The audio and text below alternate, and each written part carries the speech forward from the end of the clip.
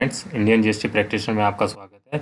जो कि हमारी 31st जीएसटी काउंसिल की मीटिंग हुई है 22 दिसंबर 2018 को। तो उसमें क्या क्या चेंजेस किए गए हैं, क्या क्या रिलीफ दी गई है, वो हम आज इस वीडियो में डिस्कस करेंगे। तो जो मेजर चेंजेस हुए हैं वो मैं इस वीडियो में क्लियर कर देता हूँ। फिर भी आपको कोई क्वेरी हो, कोई डाउट हो तो आप मुझे मेल कर सकते हैं हमारी मेल ID पर, जो कि है indiangstpractitioner@gmail.com पर। तो लेट फीस वेव हुई है।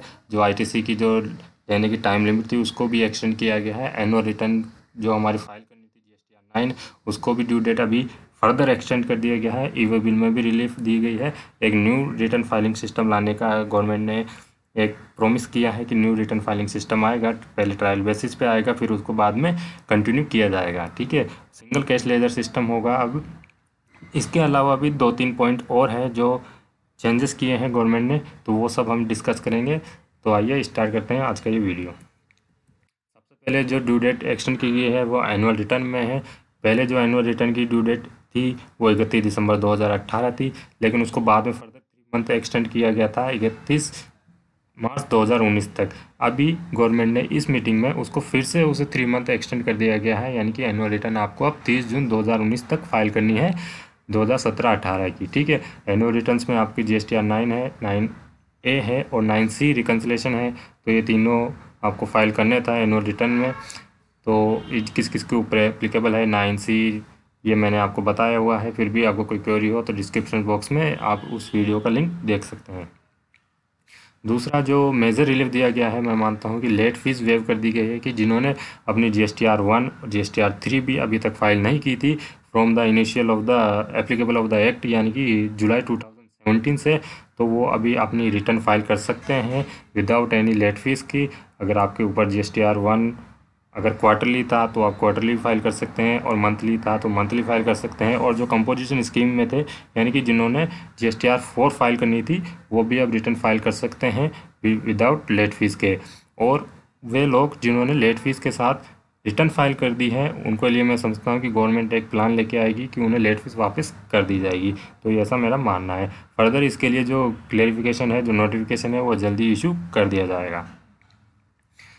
और एक ई-वे बिल में रिलीफ दिया गया है। ई-वे बिल में एक प्रोविज़न इसमें इंक्लूड किया गया था कि अगर आप 2 कंसेक्यूटिव यानी कि 2 लगातार रिटर्न्स में आप नहीं फाइल करते हो तो ई-वे बिल आप जनरेट नहीं कर पाएंगे GST के पोर्टल से। लेकिन अभी जो सिचुएशन है वो GST के पोर्टल पे ई-वे बिल जनरेट करने का ऑप्शन नहीं है, हमें दूसरे मेथड से ई-वे बिल जनरेट करना पड़ रहा है। तो उसके लिए जो लिंक अवेलेबल नहीं है, उसके लिए अभी गवर्नमेंट ने ये रेस्ट्रिक्शन जो दिया गया था इसमें रिलीफ दिया गया है, क्योंकि गवर्नमेंट की ये मजबूरी थी। तो इसमें कोई नई चीज़ नहीं है। टाइम लिमिट एक्सटेंड कर दी गई है ITC लेने के लिए। ये एक मेजर रिलीफ है, एक मेजर पॉइंट है कि वे लोग जो 2017-18 का जो इन्वॉइसेस है उसकी अभी तक ITC नहीं ली थी, वो अब ITC ले पाएंगे 31 मार्च 2019 तक की रिटर्न तक। ठीक है, मार्च 2019 की रिटर्न लगेगी आपकी 20 अप्रैल 2019 तक। ठीक है, 3B रिटर्न 20 अप्रैल 2019 तक लगेगी। तो आप मार्च तक की जो आपकी ITC है वो क्लेम कर सकते हैं 2017-18 ईयर से रिलेटेड। ठीक है, एक पॉइंट और है इसके अंदर कि पहले जो ड्यू डेट थी इसकी लेने की वो 30 सितंबर थी, बाद में इसको अब इतना एक्सटेंड कर दिया गया है 2017-18 के लिए कि आपको कोई भी इन्वॉइसेज है उसकी ITC आपने नहीं ली है और आपकी GSTR 2 में वो शो हो रहा है, आपने ITC नहीं ली है तो ITC ले सकते हैं। और GSTR 2A में शो नहीं हो रहा है लेकिन आपके पास इन्वॉइसेज हैं, उसका एविडेंस है कि आपने परचेजेस की है, कोई इन्वर्ट सप्लाई है, कोई इन्वर्ट सर्विस है, तो उसकी ITC अब ले पाएंगे। ठीक है, इसके लिए भी नोटिफिकेशन जल्दी इशू किया जाएगा। इसके बाद जो मेजर रिलीफ गवर्नमेंट लाना चाह रही है वो ये है कि वो एक रिटर्न फाइल सिस्टम लाया जाएगा कि आपको जो पहले से भी ईजी होगा। अभी जो रिटर्न सिस्टम है उससे भी ईजी करने के लिए गवर्नमेंट सोच रही है कि वो नया इंट्रोड्यूस किया जाएगा, वो कि अभी ट्रायल बेसिस पे होगा 1 अप्रैल से, जो कि बाद में मैंडेटरी कर दिया जाएगा 1 जुलाई 2019 से।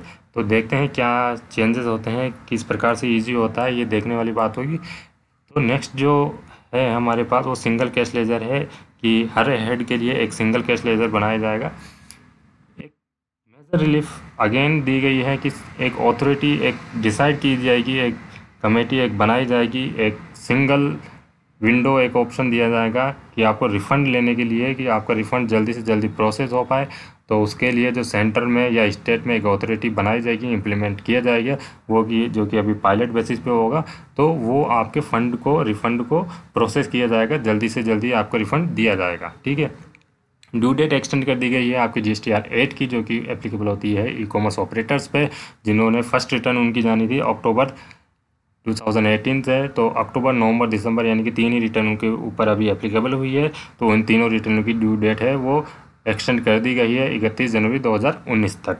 साथ ही साथ जिनको जो वर्क के लिए रिटर्न फाइल करनी थी, यानी कि ITC 04 एक रिटर्न उनको फाइल करनी थी, जो कि इनिशियल एप्लीकेबल है जुलाई 2017 से अभी तक की जो भी रिटर्न्स है वो भी ड्यू डेट एक्सटेंड कर दी गई है 31 मार्च 2019 तक। तो जिन्होंने भी रिटर्न फाइल नहीं की है वो रिटर्न फाइल कर सकते हैं, और उसके बारे में आपको पता है कि आपके गुड्स आ जाना चाहिए विद इन प्रेस्क्राइब लिमिट में, तो उसका भी आप ध्यान दीजिएगा, नहीं तो आपके ऊपर उसको सर्विस ट्रीट कर लिया जाएगा। तो ITC 404 कैसे फाइल होता है उसका लिंक मैं आपको डिस्क्रिप्शन बॉक्स में दे दूंगा। एक जो मेजर चेंज हुआ है एनुअल रिटर्न्स में, कहा जा रहा है कि एनुअल रिटर्न्स में जो चेंजेस होंगे वो इस प्रकार से होंगे कि जो हेडिंग्स है सप्लाई को made during the year not as a declare in return file during the year को ट्रीट किया जाएगा, जो कि आपकी GSTR 1 सेकेंड जो है आपका GSTR 1 और GSTR 3 भी जो कि फाइल की जाएगी 9 से पहले, यानी कि आपको एनुअल रिटर्न लगाने से पहले सारी GSTR 1 और GSTR 3 भी फाइल करनी है। इसके बाद जो HSN कोड हमें देना था इनवर्ट सप्लाई के ऊपर, जो कि हमने देख रहे थे कि गवर्नमेंट हमें बोल रही थी कि अगर आपकी आउटवर्ड सप्लाई है 1.5 करोड़ रुपए से तो अधिक, तो आपको HSN कोड नहीं देना है। लेकिन सेम अगर हमारी इनवर्ट सप्लाई है तो हमें HSN कोड देना पड़ रहा था। तो गवर्नमेंट ने ये कहा कि अभी आपको क्या करना है कि अगर आपका इनवर्ट सप्लाई जो है उसका 10% या उससे ज़्यादा है तो ही हमें HSN कोड देना है हमारे गुड्स का। तो और बाकी के जो माइनर सप्लाईज़ है, जो इनवर्ट सप्लाई है, उनका हमें HSN कोड नहीं देना है। तो ये मेजर रिलीफ दी गई है, क्योंकि हम आउटवर्ड सप्लाई पे तो HSN कोड नहीं दे रहे हैं, लेकिन इनवर्ट सप्लाई पे गवर्नमेंट एक्सपेक्ट कर रही थी कि हम HSN कोड उसको देंगे। तो ये मेजर रिलीफ मैं मानता हूँ कि टैक्स पेयर्स के लिए है। एडिशनल पेमेंट अगर आपको GSTR 9 में दिया जाता है तो उसको आप DRC 3 में फाइल करेंगे, यानी DRC 3 के थ्रू एक चालान जनरेट करेंगे और उसके थ्रू आप पेमेंट करना पड़ेगा, और वो केवल कैश में होगा। यानी कि अगर आपके पास ITC पड़ा हुआ है तो उस ITC का यूटिलाइज नहीं कर पाएंगे, और ये जो कैश लेजर्स में जो आपका बैलेंस है उसको आप यूटिलाइज कर पाएंगे। तो ये एक मैं मानता हूँ कि एक ड्रॉबैक है कि आपको कैश में ही आपको जो एडिशनल पेमेंट करना है वो करना पड़ेगा। ITC जो गवर्नमेंट ने बताया है अपना एनुअल रिटर्न 9, उसके अंदर ऐसा प्रोविज़न नहीं था कि अगर आपकी ITC कोई मिस आउट हो गई है तो एनुअल रिटर्न में आप क्लेम कर पाएँ, ऐसा कोई ऑप्शन उसके अंदर नहीं था।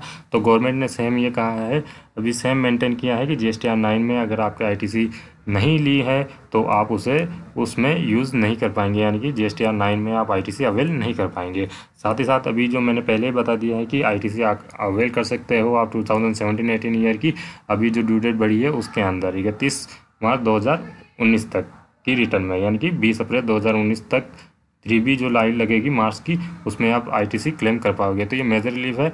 साथ ही साथ ध्यान रखना है कि अगर उसमें मिस आउट होता है तो एनुअल रिटर्न में आप ITC क्लेम नहीं कर पाएंगे। जो इन्वॉइसेस थे आपके प्रीवियस फाइनेंशियल ईयर से रिलेटेड, वो अगर आपने GSTR 1 में फाइल किया है प्रॉपरली तो GSTR 9 जो है वो आपका ऑटो पॉपुलेटेड होगा। तो ये गवर्नमेंट ने एक मेजर रिलीफ में मानता हूँ कि अगर आपने GSTR 1 प्रॉपरली फाइल किया है तो GSTR 9 जो आपका है ऑटो पॉपुलेट होगा, बिल्कुल करेक्टली होगा और आपको कोई प्रॉब्लम नहीं आएगी। तो आपको ध्यान देना है GSTR 1 प्रॉपरली आप फाइल करें तो ऑटो पॉपुलेटेड आपको GSTR 9 बिल्कुल करेक्टली मिल जाएगा। Value of non GST supply shall be included in value of no supply may be reported in table 5D 5E 5F of 9 form GSTR 9 में। ठीक है, तो ये पहले वाली चीज़ है, कोई नई चीज़ नहीं है कि आपको रिपोर्ट करना है नॉन GST सप्लाई को। तो ये मेजर चेंजेस थे अभी के रिटर्न्स में। अगर आपको ये PPT चाहिए हो तो मुझे मेल कर दीजिएगा हमारी मेल ID पर indiangstpractitioner@gmail.com पर। एक रिकन्सिलेशन जो स्टेटमेंट हमारा था ऑडिट में, जो कि GST ऑडिट में लगना था कि जो भी अपलोड करेगा उस रिकन्सिलेशन स्टेटमेंट को वो भी इंक्लूड किया जाएगा 9C में। तो ये मैं समझता हूँ कोई नई चीज़ नहीं है, कोई बड़ा कदम भी नहीं है।